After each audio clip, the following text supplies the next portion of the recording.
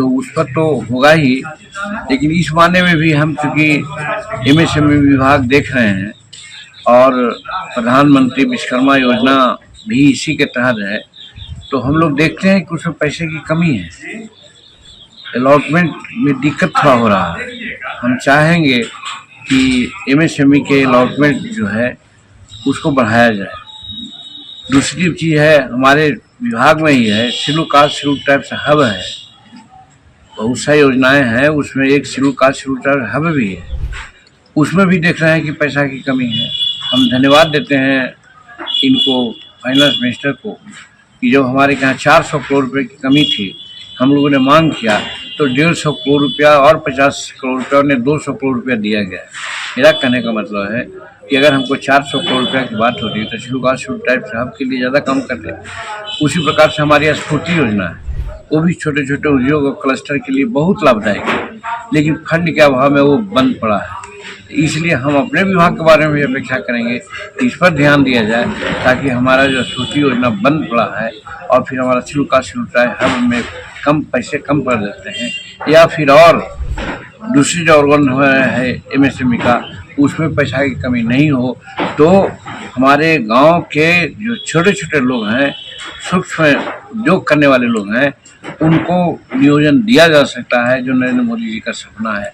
हम इन्हीं बातों की बात करना चाहते हैं कि जिससे हमारे गरीब मजदूर, किसान और अनएम्प्लॉयड लोग की स्थिति ठीक हो, ऐसा बजट हो, ऐसा हम अपेक्षा करते हैं। नोरमा ग्रुप, जो सोचता है वो करता है, आपके अपने सपनों का आशियाना।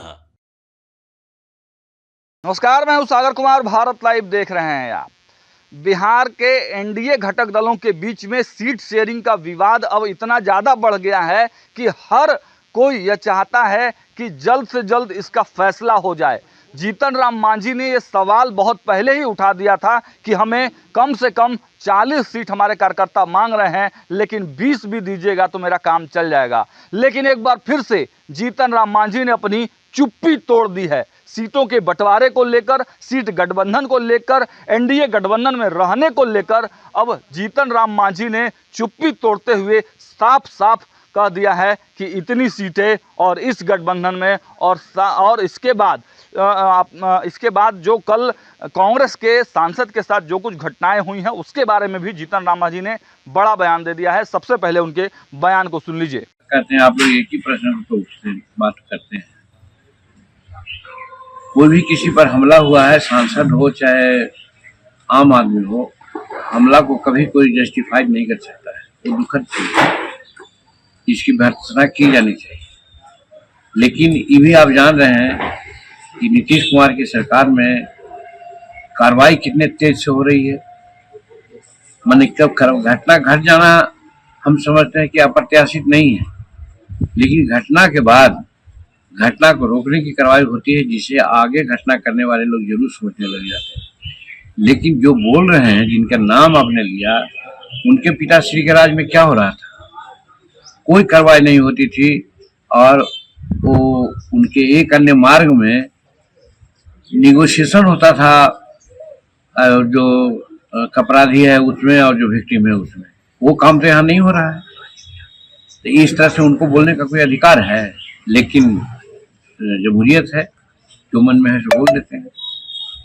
मजदूरी तो मजदूरों की मजदूरी बढ़ती है, लेकिन नहीं देते हैं। हम लोग हैं, हम 300 रुपया देते हैं मजदूर को, और मनरेगा से मिलता है 1 रुपया या दूसरे कम रुपया। एक चीज। दूसरी चीज, जब बीमार पड़ता है खेतिहर मजदूर, उसकी पत्नी गर्भावस्था में होती है, उस सामान के लिए कोई व्यवस्था है?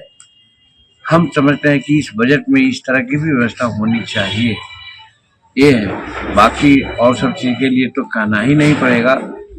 नरेंद्र मोदी जी अनएम्प्लॉयडों के लिए, छोटे छोटे व्यापारों के लिए खुद लगे हुए हैं, तो उस पर तो होगा ही, लेकिन इस मायने में भी हम चूँकि एमएसएमई विभाग देख रहे हैं और प्रधानमंत्री विश्वकर्मा योजना भी इसी के तहत है, तो हम लोग देखते हैं कि उसमें पैसे की कमी है, अलॉटमेंट में दिक्कत थोड़ा हो रहा है। हम चाहेंगे कि एमएसएमई के अलॉटमेंट जो है उसको बढ़ाया जाए। दूसरी चीज है, हमारे विभाग में ही है, schedule caste schedule tribe hub है, बहुत सारी योजनाएं हैं, उसमें एक schedule caste schedule tribe hub भी है। उसमें भी देख रहे हैं कि पैसा की कमी है। हम धन्यवाद देते हैं इनको, फाइनेंस मिनिस्टर को, कि जब हमारे यहाँ 400 करोड़ रुपए की कमी थी, हम लोगों ने मांग किया तो 150 करोड़ रुपया और 50 करोड़ रुपया ने 200 करोड़ रुपया दिया गया। मेरा कहने का मतलब है कि अगर हमको 400 करोड़ रुपया की बात होती है तो शेड्यूल कास्ट शेड्यूल ट्राइब साहब के लिए ज़्यादा कम करते हैं। उसी प्रकार से हमारी स्फूर्ति योजना है, वो भी छोटे छोटे उद्योग और क्लस्टर के लिए बहुत लाभदायक है, लेकिन फंड के अभाव में वो बंद पड़ा है।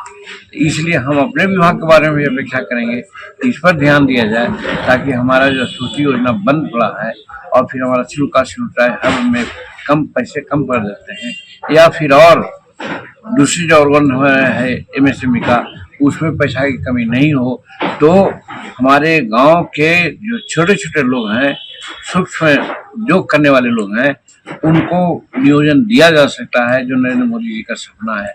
हम इन्हीं बातों की बात करना चाहते हैं कि जिससे हमारे गरीब मजदूर, किसान और अनएम्प्लॉयड लोग की स्थिति ठीक हो, ऐसा बजट हो, ऐसा हम अपेक्षा करते हैं। सर, बिहार में सांसद पर जानलेवा हम भारत के किसानों का, मजदूरों का और बेरोजगारों की स्थिति को ठीक करने के लिए वो कृत संकल्प है और उसके लिए विशेष करके योजनाएं चलाते हैं। गत बजट में भी आपने देखा कि सारी सुविधाएं देने की बात आई। इस बजट में हम एक बात अलग से कहना चाहते हैं, शायद फाइनेंस मिनिस्टर के नॉलेज में जाए कि संगठित क्षेत्रों के लिए तो बहुत सा काम हो रहा है, लेकिन असंगठित क्षेत्रों के लिए काम नहीं के बराबर है। न तो उसको संगठित होने के लिए कोई बायला बन रहा है और न उसके जो संगठन है इसके अभाव में उनकी मांगों को कोई दर्शा रहा है।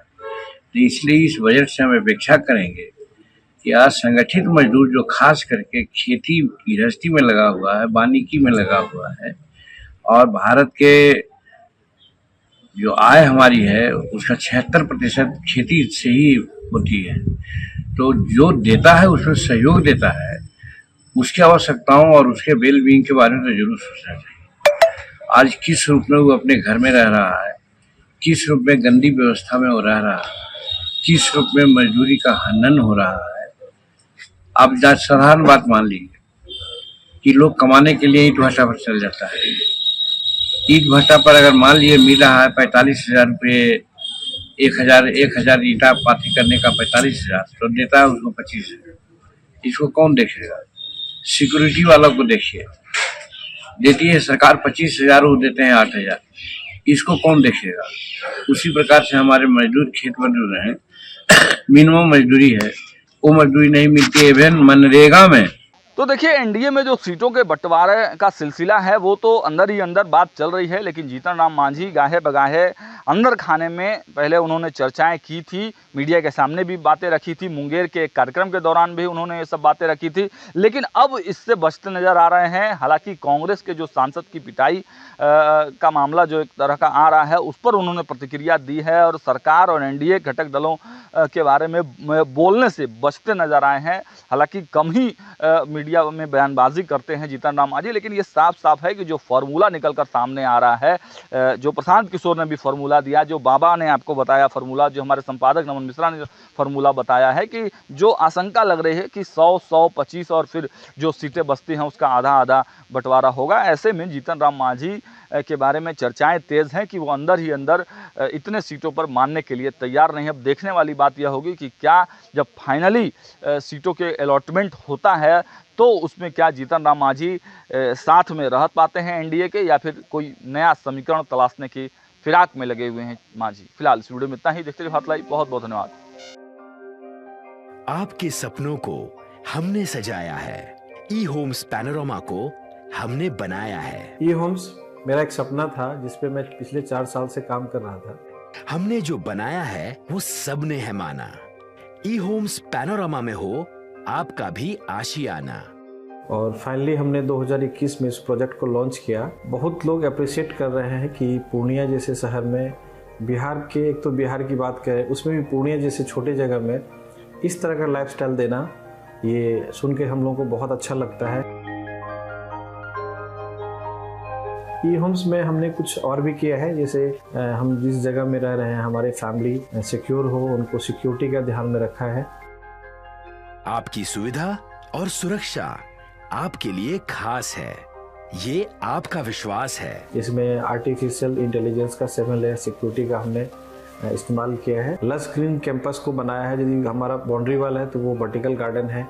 ये जितनी भी फैसिलिटी होता है एक इंटरनेशनल टाउनशिप में ई होम्स है, ये हम लोग विश्वास नहीं कर पा रहे हैं। जो भी हमारे मित्र दोस्त या जो भी हमारे बाहर के बाहर आते हैं तो हम लोगों को बहुत अच्छा सुनने को मिलता है और बहुत अच्छा क्रेडिट मिल रहा है। वो सारा हमने सिर्फ एक बिल्डिंग नहीं बनाया, हमें एक बहुत अच्छा लाइफस्टाइल दिया ई होम्स में, और मेरा एक सपना था जिसको मैं आज फुलफिल होते हुए देख पा रहा हूँ।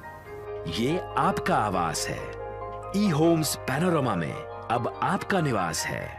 ई homes panorama, luxurious lifestyle redefined. Panorama group, जो सोचता है वो करता है। अगर ये वीडियो पसंद आई और वह बिहार के राजनीति और बिहारियत से सरोकार रखेनी तो सब्सक्राइब बटन दबा के चैनल के सब्सक्राइब कर ली। ओजे एगो घंटी बा, ओकरा बटन दबा देला से कुल सटीक और मारक खबर रुआ मुफ्त में मिल जाई। अगर रुआ पत्रकारिता के हमनी के नया प्रयोग में सहयोग कर चाहतानी तो ज्वाइन बटन दबा दी। पेटीएम नंबर नोट कर ली 9386816700।